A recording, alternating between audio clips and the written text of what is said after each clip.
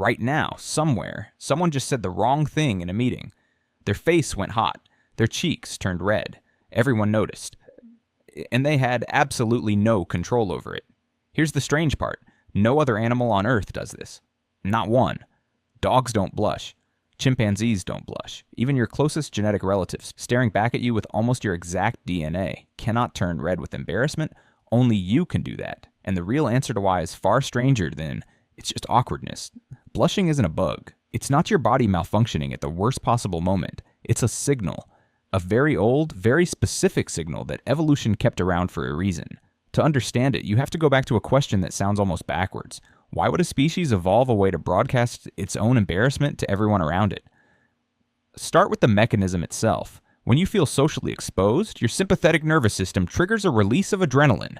That adrenaline dilates the blood vessels just under the skin of your face, neck, and ears. Blood rushes closer to the surface. The skin over those thin-walled vessels turns red because there's simply more blood visible through it. Your body is choosing automatically to make your internal emotional state visible on the outside. Think about that. Every other emotional response you have can be hidden. You can mask a racing heart. You can hide sweaty palms in your pockets. You cannot hide a blush. It happens on your face. The one part of your body you can't cover without everyone noticing that too.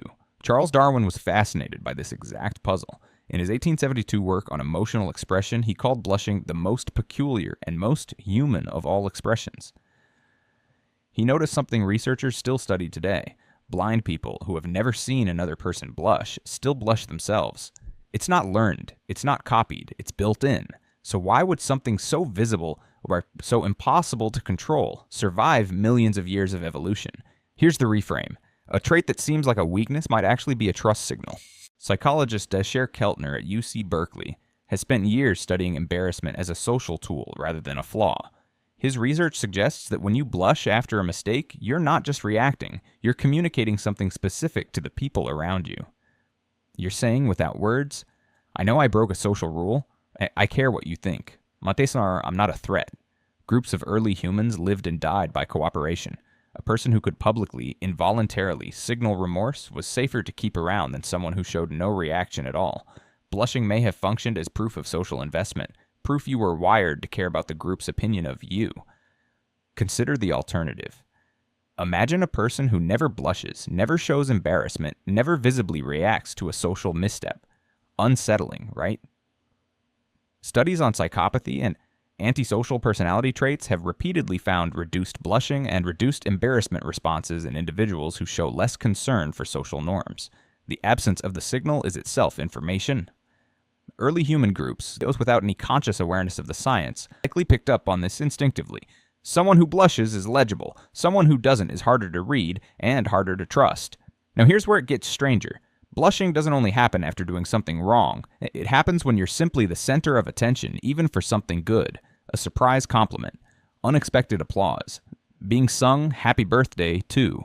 Your face heats up, even though nothing embarrassing occurred. Why would evolution wire that in too? The answer seems to be about exposure itself, not guilt specifically. Social psychologist Mark Leary has proposed that blushing is tied to what's called the sociometer theory, the idea that humans have an internal gauge constantly, unconsciously tracking how included or excluded we are from the group. Any moment of sudden, intense social visibility, good or bad, spikes that gauge. Your body responds the same way whether the spotlight is flattering or mortifying, because to your ancient nervous system, being watched closely by the group was always a high-stakes event.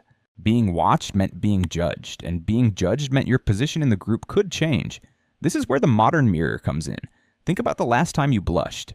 Maybe you tripped in public. Maybe someone complimented you in front of a group.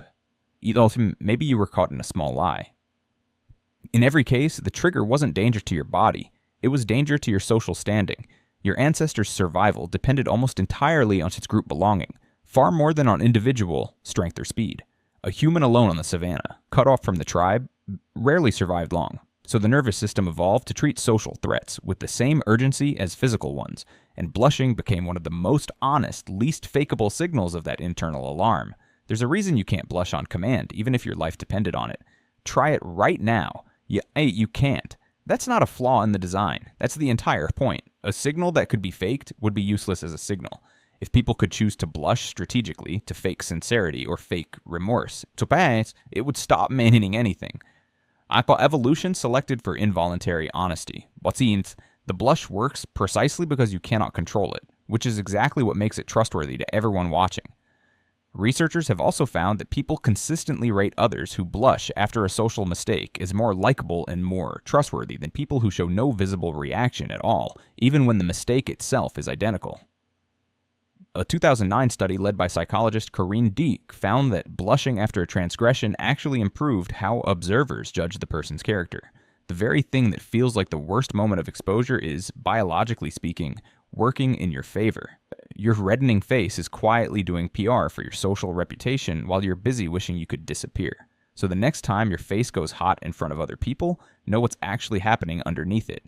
That heat isn't weakness surfacing. It's a 200,000-year-old system, refined across countless generations of group-dependent survival, doing exactly what it was built to do.